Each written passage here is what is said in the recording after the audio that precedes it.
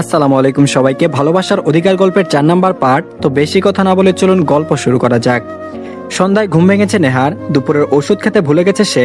হাত ব্যথায় টনটন করছে এখন। মনে মনে একবার প্রমিজও করেছে আর কারোর উপর রাগ দেখিয়ে হাত কাটার মতো ভুল করবে না। রাতে পড়া শেষ করে সোফায় এসে হাত পা ছড়িয়ে টিভি দেখতে বসেছে নেহা। থ্রিলার মুভি দেখছে, রহস্যের টানটান মুহূর্ত। কে আসলো কে গেল এত কিছু দেখার দরকার নেই ওর। সোফার পাশের টেবিলে একটা ডার্ক চকলেট রাখলো কেউ। টেবিলটা সামনেই ছিল। কাগজের খচখচে শব্দে না চাইতেও নেহার মনোযোগ সেদিকে গেল। প্রায় সময় নেহার জন্য চকলেট আনে শাহ আলম চৌধুরী। নেহা ভেবেছে আজও তাই। সামনে থাকা ব্যক্তিকে না দেখে হাত বাড়িয়ে যেই না চকলেটটা নিতে যাবে, কেউ এসে ছো মেরে চকলেটটা নিয়ে নিল। নেহার চরম পর্যায়ে রাগ উঠল। তার চকলেটে হাত দেওয়ার সাহস আজ অব্দি কেউ করেনি। মুখ উঠিয়ে কড়া ভাষায় কিছু বলতে যাবে, নিখিল আর টয়াকে দেখে থেমে গেল নেহা। টয়া হাতে চকলেটটা নিয়ে বলল, ওয়াও চকলেট, নিখিল ভাই এটা কার জন্য এনেছেন? নিখিল নিজেও অবাক। টয়া যে হঠাৎ এভাবে এসে হাজির হবে ভাবতেও পারেনি। সে তো নিজে এখন বুঝে উঠতে পারেনি কি হলো। নেহা ঠোঁটের কোণে হাসি রেখে বলল, তোমার জন্য এনেছে টয়া আপু, যে কোনো মূল্যে এটাকে বিদায় করতে হবে। জেরিন পেছনে ফিরতেই ধাক্কা খায় সাব্বিরের সাথে। জেরিন মাথা ঘষে বলল, কিরে ভাই তুই যেখানে সেখানে চলে এসে এভাবে মানুষের মাথা ফাটিয়ে দিতে চাস কেন? আজব, এখনো বিয়ে করি নাই, মাথা ফাটলে পরে জামাই পাইতাম না আমি। সাব্বির ভাবলেশীন ভাবে বলল, তুই জামাই না পাইলেও তোরে এইভাবে বাসায় রাখতাম না জেরিন বোন। এতক্ষণ তুই যা যা বিড়বিড় করে বলছস সবাই আমি শুনে ফেলছি। আমার 23 নাম্বার সত্যিকারের গার্লফ্রেন্ডের লিপস্টিক ছুঁয়ে বলছি, এক্ষেত্রে আমিও তোর সাথে সহমত। আমার নেহা বোনদের ছাড়া নিখিল ভাইয়ের পাশে আমি আর কাউকে সহ্য করতে পারি না। জেরিন মুখ কুচকালো, মুখ তেতো করে বলে উঠলো, ছি ছি, একটা শুভ কাজে তুই তোর গার্লফ্রেন্ডকে টেনে এনে কাজটাকে অপবিত্র করে দিলি একদম। সাব্বির বলল, আচ্ছা আসল কথায় আসি, আমরা আমাদের কাজ সফল করতে সাথে বৃষ্টি আর মিহির ভাইকে নিতে পারি। রূপটাকে নেওয়া যেত, কিন্তু কি আর বলবো দুঃখের কথা, ভাইটা আমার পুরো মা ভক্ত, সব কথা গিয়ে বলে দেয়। এ তো বিয়ের পর বাসরে কি কি করলো তাও বলে দেবে, বিশ্বাস কর। জেরিন বোন, আমার ভাইয়ের ভবিষ্যৎ ভেবে আমি 3 প্যাকেট কাঁচা কফি খেয়ে ফেলেছি, কিন্তু কোনো লাভ হলো না। যেদিকে তাকায় শুধু কফির মতোই তিতা অন্ধকার দেখতে পাই। জেরিন এবার কান চেপে ধরে বলল, প্লিজ এবার তুই চুপ যা ভাই, ভালো কথার মাঝে আজগুবি কথাগুলো তুই কই পাস? আল্লাহ তোর মুখে এত শক্তি দিয়া দিচ্ছে। সর সর, আমি রুমে যাব। জেরিন সাব্বিরকে পাশ কাটিয়ে চলে গেল। আর এদিকে নেহা ঠিক করেছে সে নিখিলের ঘরে থাকবে না কিছুতেই রাতে। যেভাবেই হোক বাবাকে বলে পরীক্ষার আগ পর্যন্ত অন্তত ওই ছেলের মুখোমুখি হবে না। পেয়েছেটা কি? চকলেট আনা হচ্ছে, আবার এনেছে ভালো কথা। দেওয়ার আর বলার মুরুত না থাকলে আনতে গেল কেন? টয়া যখন নিতে নিচ্ছিল তখন বলতে পারেনি এটা নেহার জন্য এনেছি। যত সব ঢং তো শুধু নেহার উপরেই দেখাতে পারে, যত রাগ সব নেহার উপর। অন্যদের সাথে হেসে একদম ঢলে পড়ে যায় অসভ্য পুরুষ। নেহা একটু ভালোবেসে কথা বলে দেখে কি মাথা কিনে নিয়েছে নাকি? আর এই ছেলেকে এক ফোঁটাও দাম দেবে না নেহা। দেখাও গিয়ে পারলে এত সব নাটক অন্য কাউকে। নেহা একটা বই খুঁজে পাচ্ছে না রুমে, পুরো রুম খুঁজে ফেলেছে একদম। এবার বিরক্তিতে বলে উঠলো, ধুর ছাই। খাটে বসে পড়লো সে। এক তো নিখিলের উপর সে রাগ করেছে, তার উপর বই খাতাগুলোরও ভাব বেড়েছে। নেহা অনেকক্ষণ ভাবার পরে মনে পড়লো বইটা নিখিলের ঘরে। নেহা উনা গলায় ঝুলিয়ে নিখিলের রুমের কাছে আসলো। তার ঘরের 2 ঘর পরে ঘরটা নিখিলের। নিখিলের ঘরে অনুমতি নিয়ে প্রবেশ করে সবাই। নেহা একবার ভেবেছে নক করবে, পরক্ষণে এভাবে সে কেন অনুমতি নেবে? হিসাব মতে এই ঘর তো নিজেরও। বিয়ে করেছে না নিখিল, এবার ওকেও বুঝতে হবে বউরা কি জিনিস। হারে হারে যদি টেন না পাইয়ে দিয়েছি তাহলে ওর নামও নেহা নাম। নেহা দরজা ঠেলে ভেতরে ঢুকে গেল, তখন ওই গম্ভীর কণ্ঠে কেউ বলে উঠলো, এই কারোর রুমে ঢুকতে গেলে যে পারমিশন নিতে হয় জানিস না? ম্যানারলেস কোথাকার। নিখিল পুরো কথাটা নিজের ল্যাপটপের দিকে তাকিয়ে বলছে। সে ভেবেছে টয়া হয়তো আবার চলে এসেছে। তাকে অবাক করে দিয়ে নেহা গমগমে কণ্ঠে বলল, নামমাত্র বউদের অনুমতি নিতে হয় না মিস্টার নিখিল মেহমেদ চৌধুরী। নেহার কথায় যতটা না অবাক হয়েছে তার চেয়ে বেশি অবাক হয়েছে নেহার মুখে নিজের নাম শুনে। নিখিল ল্যাপটপ বন্ধ করে খাট থেকে নেমে আসে। নেহা একবারের জন্য তাকায় না তার দিকে। নিখিল বেশ বুঝতে পারছে রাগের কারণ। নেহা এদিক ওদিক তাকায় বইটা খুঁজতে। আশেপাশে না পেয়ে নিখিলকে জিজ্ঞেস করলো, আমার বইটা এই রুমে ছিল, ওইটা নিতে এসেছি, দিয়ে দেন চলে যাই। আপনাকে বিরক্ত করার কোনো ইচ্ছে আমার নেই। নিখিলের কপালে ভাঁজ পড়ে। তাই তো, সে বলে নেহা কেন এসেছে? এই মেয়ে তো যেচে আসার মানুষ না। নিখিল পকেটে হাত রেখে নেহার সামনে দেয়ালটা ঠেস দিয়ে দাঁড়ায়, তার তীক্ষ্ণ দৃষ্টি নেহার ব্যতিগ্রস্ত মুখের উপর। তারপর বলল, দিতে পারি একটা শর্তে। নেহা তাকায় নিখিলের দিকে। কালো রঙের টি শার্ট পরনে মুখে হাসি নিয়ে দাঁড়িয়ে থাকা একজন অতিশয় আকর্ষণীয় পুরুষ। নেহার মনের অগোচরে একবার আওড়ায় এই মানুষটি শুধু তার, একান্তই তার ব্যক্তিগত পুরুষ। নেহা নিজের ভাবনায় বিরক্ত হয়। সে একপাক্ষিক সবকিছু কেন ভেবে বসে বারবার? মানুষটি তো কখনো তাকে নিজের ভাবে না, তবে সে কেন নিজেকে নিয়ন্ত্রণ করতে পারে না? চোখগুলো অবাধ্যের নেই যেন বারবার এই পুরুষটিকে দেখতে ব্যস্ত হয়ে পড়ে। নেহা চোখ ফিরিয়ে অন্য পাশে তাকায়।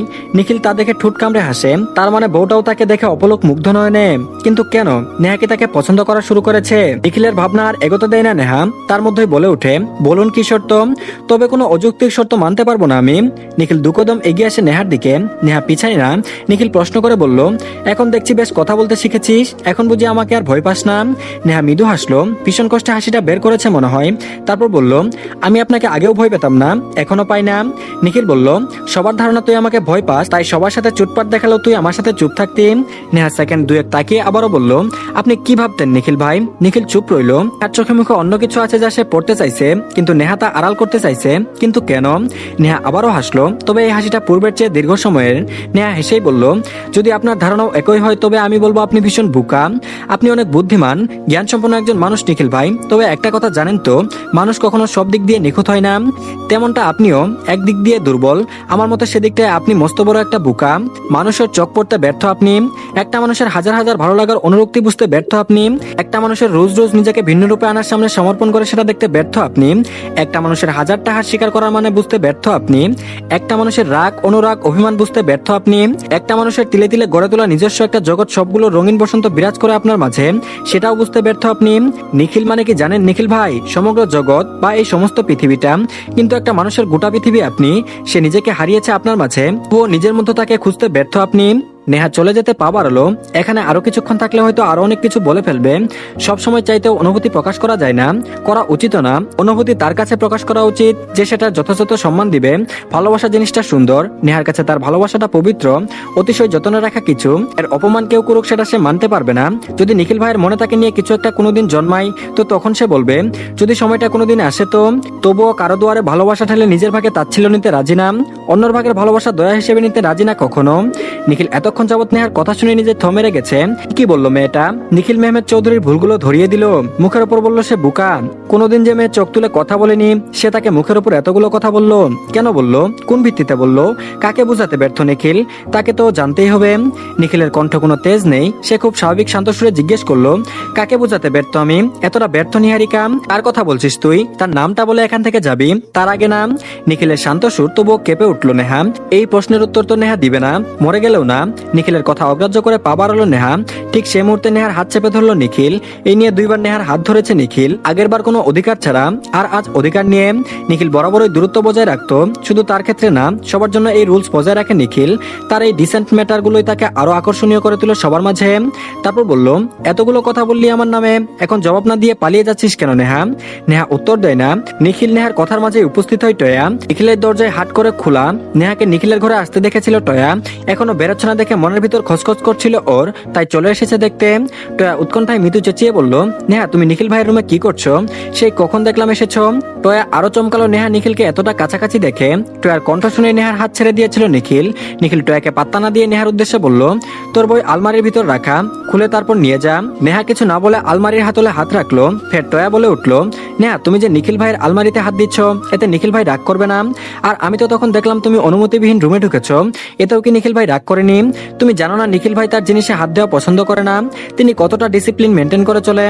নেহার মেজাজ এতটা হয়তো আগে কোনোদিন খারাপ হয়নি। টয়াকে যথাযথ সম্মান করে সে আত্মীয় হোক বা অন্য মানুষ হিসেবে, কিন্তু এখন মেয়েটা সত্যি বাড়াবাড়ি করছে। শুধু নিখিলের প্রতি তীব্র অভিমান থেকে সে বিয়ের কথাটা টয়াকে বলছে না, না হয় এই মেয়ের মুখে ধামা ঘষে দিত। আলমারির হাতল ছেড়ে সোজা হয়ে দুহাত ভাঁজ করে দাঁড়ালো। টয়াকে চোখের দিকে তাকিয়ে পুরো দম নিয়ে বলল, না আমার অনুমতি লাগে না টয়া আপু, তুমি এই বাড়িতে একটা পরিচয় থাকো, আর আমি দুইটা পরিচয়ে, আর দুইটাই খুব ভিআইপি বুঝলে। আমি চাইলে যখন তখন যা খুশি করতে পারি, যেটা সবাই পারে না। নিখিল ভাইয়ের আলমারি কেন, তার পরিহিত শার্ট প্যান্ট ঘড়ি ওয়ালেট ব্যাংক অ্যাকাউন্ট, এমনকি নিখিল ভাইয়ের কলিজায় হাত দেওয়ার অধিকার আমার আছে, যা তোমার নেই। বুঝতে পারছো তো পার্থক্যটা? অন্য সাথে আমাকে একদম মিলাবে না বলে দিলাম। অন্যরা যা পারে না আমি তা পারি, তাই অনুমতি লাগে না। নিখিল আজ অবাকের উপর অবাক হচ্ছে, তবে এখন বেশ ভালো লাগছে তার। নিখিল মনে মনে দোয়া পড়ছে যাতে নেহা রেগে গিয়ে বিয়ের কথাটা বলে দেয়, তাতে অন্তত এই মেয়ের থেকে তার মুক্তি মিলবে। বিয়ের কথা জানাজানি হলে তা সে সামলে নেবে, কিন্তু মেয়ে মানুষ সামলানো তার কর্ম নয়। কিন্তু না, এই মেয়ে তো তা বলবে না। নেহা আলমারিটা খুললো, একটা নেতার হাত ভিতরে দিল। টয়া আবারও বলে উঠলো, নিখিল ভাইয়ের আলমারিতে শাড়ি।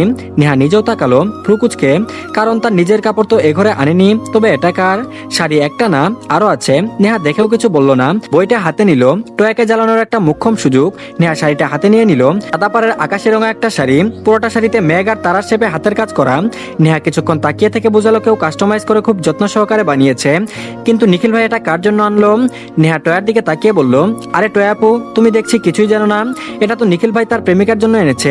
নিখিল ভাইয়ের প্রেমিকা ভীষণ সুন্দরী, বলবো তোমায়, আমার সব ভাই বোন তো তাকে দেখে একদম হা হয়ে গেছিল, কিন্তু একটা সমস্যা আসে বুঝলে, বড় মা কিছুই জানে না, আবার বড় মা মাঝে মধ্যে এসে নিখিল ভাইয়ের আলমারি গুছিয়ে দেয়, ভাইয়া তাই শাড়িটা লুকিয়ে রাখতে আমার কাছে দিবে বলে রুমে ডেকে এনেছে।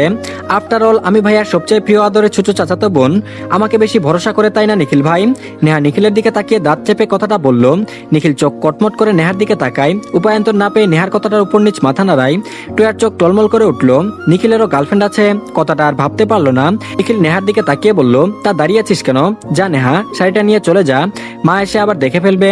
নেহা পড়লো মহা সমস্যায়, বলতেও পারছে না, আরে ভাই তোমার প্রেমিকার শাড়ি আমি কেন নিব, কোন দুঃখে নিব, আমার কি শাড়ির অভাব পড়েছে নাকি, চত্ব সব। নেহার আগে কটমট করতে করতে চলে গেল, টয়াও চলে গেল, মেয়েটা পুরো কেঁদে দিয়েছে, তবুও হার মানার পাত্রী টয়া নয়, দরকার পড়লে নিখিলের গার্লফ্রেন্ডের সাথে তার ব্যাকআপ করিয়ে দিবে, তবুও নিখিলকে তার চাই। নেহা নিজের আলমারির ভিতরে শাড়িটা ছুঁড়ে ফেললো, পর মুহূর্তে কেঁদে দিল সে তো মজা করে বলেছে প্রেমিকা আছে, কিন্তু সত্যি সত্যি আছে এটা তো সে নিজেও মানতে পারছে না। বৃষ্টির রুমে বসে যুক্তি করছে জেরিন সাব্বির, তারা কালকে যে করেই হোক ঘুরতে যাবে, নেহা নিখিলের মাঝে একটু ভাব করাতেই হবে। বৃষ্টি নেহার কথা ভেবে রাজি হয়, তবে তার ভাই কতটুকু কি করবে সে জানে না। সবাই রাতের খাবার খেয়ে নিচে নামলো, আজ রাত 10টা বেজে গেছে, প্রতিদিন সে 9টার মধ্যে খেয়ে নেয়, তবে আজ মাহবুব চৌধুরী আর শহীদুল চৌধুরী দেরিতে ফিরেছেন, তাই খাবার টেবিলেও সবাই বসলো দেরিতে। নেহা তো আজ খাবে না, আজকে কিছুতেই না, সকালে তাকে অপমান করা একটু হাত কেটেছে বলে তাকে সবাই মিলে বকা দিল, কেন তার কি কোনো মূল্য নেই নাকি, তাকে কেউ দাম দেয় না, নিজের মা সাপোর্ট করে ওই নিখিলকে কি কষ্ট কই রাখবে নেহা। নিখিল নেহার রুমে এসে নেহাকে বলল, 5 মিনিটের ভিতরে রেডি হয়ে রুমে আসবি। নেহা বলল, আমি আপনার কথা শুনতে যাব কোন দুঃখে। নিখিল বলল, তোকে যদি বলি আমি তোকে নিয়ে এখন লং ড্রাইভে যাব, তবে তুই যাবি আমার সাথে? নেহা চোখ বড় বড় করে তাকালো, তারপর বলল, আল্লাহ কি সব শুনছে সে, নিখিল ভাই তাকে লং ড্রাইভে নিতে চাই, নিশ্চিত এটা তার মনের ভুল, না হয় ভ্রম। নিখিল আবারও বলল, তুই রাজি না হলেও এখন আমার সাথে যেতে হবে তোকে, ছোট মাকে বলেছি আমি, দেখি না গিয়ে কিভাবে থাকিস তুই। নেহা কিছুটা অবাক হলো, নিখিল ভাই দুপুরের ঘটনার জন্য তাকে বকাও দেয়নি, না একবারও রাগ দেখিয়ে কথা বলেছে, কি চলছে এই লোকের মনে, হঠাৎ এত ভালো মানুষই দেখাচ্ছে কেন? কিছুক্ষণ আগে এতগুলো কথা নেহা তাকে শুনিয়েছে, তবুও চুপচাপ, নিশ্চিত ভুলিয়ে ভালিয়ে বাইরে নিয়ে গিয়ে 2-4টা থাপ্পড় লাগাবে। নেহা যাবে না এই লোকের সাথে, এই লোকের বিশ্বাস নেই। নেহা এবার কাঁথা মুড়িয়ে শুয়ে পড়লো, দুনিয়া উল্টে যাক, আজ শোয়া থেকে উঠবে না কিছুতে। কিছুক্ষণ পর তাহমিদা বেগম এসে নেহার রুমে হাজির, নেহার ঘুমটাও আজ তার সাথে বেইমানি করেছে। নেহাকে দেখে নেহার মা বলল, নেহা উঠ, তোর সাথে কিছু গুরুত্বপূর্ণ কথা আছে আমার। নেহা নড়ল না পর্যন্ত। তাহমিদা বেগম দুরন্ত মেয়ের ছলচাতুরি ধরতে বেশি সময় নিলেন না, কাঁথা গুলিয়ে নেহার হাত টেনে উঠিয়ে দিলেন। নেহা ধরা পড়ে কাঁথার নিচেই মুখ লুকালো। তাহমিনা বেগমের একটাই সন্তান, নেহা যত দুষ্টুমি করুক, সারাদিন যত বকাই দেখ না কেন, মেয়েকে তিনি কতটা ভালোবাসেন সেটা একমাত্র তিনি আর তার আল্লাহ জানেন। নেহার জন্ম হয়েছিল বিয়ের প্রায় 7 বছর পর, তারপর আর কোনো সন্তান হয়নি তার। মেয়েটা তার কাছে কি শুধুমাত্র তিনিই জানেন। পুরো পৃথিবী এক পাশে তো মেয়ে এক পাশে, মেয়ের সুখের জন্য সবকিছু করতে পারেন তিনি। নিখিলের সাথে বিয়ের সম্বন্ধে রাজি হওয়ার অন্যতম কারণ মেয়েটা সারা জীবন একই বাড়িতে তার চোখের সামনে থাকবে, এর থেকে বেশি পাওয়া একজন মায়ের কাছে আর কি হতে পারে। তারপর বলল, এভাবে ছেলে মানুষই করিস কেন নেহা, এভাবে সংসার করা যায় নাকি বুকা মেয়ে? নেহা চোরা চোখে একবার মায়ের দিকে তাকালো, নিশ্চিত নিখিল তার মাকে উল্টাপাল্টা কান পরা দিয়েছে, বদলুক। তারপর আবারও বলল, সংসারের স্বামী স্ত্রীর মাঝে একটু একটু ঝগড়া হওয়াটা স্বাভাবিক, তাই বলে তুই নিখিলের সাথে কথা বলা বন্ধ করে দিবি, রুম আলাদা করে দিবি, এটা কেমন কথা? নেহা যেন আকাশ থেকে পড়লো, সে রুম আলাদা করেছে, কথা বলা বন্ধ করেছে, কি মিথ্যুক লোক এসব বলেছে তার মাকে। তার মা আবারও বলল, সম্পর্কে কখনো তৃতীয় ব্যক্তিকে জায়গা দিতে নেই নেহা, এরা সুচ হয়ে ঢুকে ফাল হয়ে বের হবে। আমার নজর কিন্তু কোনো কিছু এড়ায় না, বয়স কম হয়নি আমার, সামান্য বিষয় নিয়ে দূরত্ব বাড়িয়ে নিলে অন্য মানুষের সাথে সুযোগ পেয়ে যায় বেশি। বড় হচ্ছিস আবার নিজেরটা বুঝে নিতে শিখ, যা নিখিল নিচে অপেক্ষা করছে ওর সাথে গিয়ে ঘুরে আয়। তাহমিদা বেগম বেরিয়ে গেলেন রুম থেকে। তৃতীয় ব্যক্তি কথাটা ভেবেই নেহার ভিতরটা মোচড় দিয়ে উঠলো, তার সম্পর্কে সে তো নিজেই তৃতীয় ব্যক্তি। নিখিল ভাই তো তাকে ভালোবাসে না, ভালোবাসে অন্য কোনো ভাগ্যবতী রমণীকে। কেউ হাজারো চেষ্টা করেও পায় না, কেউ আবার না চাইতেও পেয়ে যায়। দুনিয়ার নিয়ম নীতিগুলো এত কঠিন কেন, এত নিষ্ঠুরতম কেন? তো ধন্যবাদ সবাইকে, এই পার্টটি এই পর্যন্তই। পরবর্তী পার্ট খুব তাড়াতাড়ি পেয়ে যাবেন। সবাই আগে চ্যানেলটিকে সাবস্ক্রাইব করে দিন, আর সবাই প্লিজ ভিডিওতে লাইক দিবেন, আর ভালো থাকবেন সবাই। আল্লাহ হাফেজ।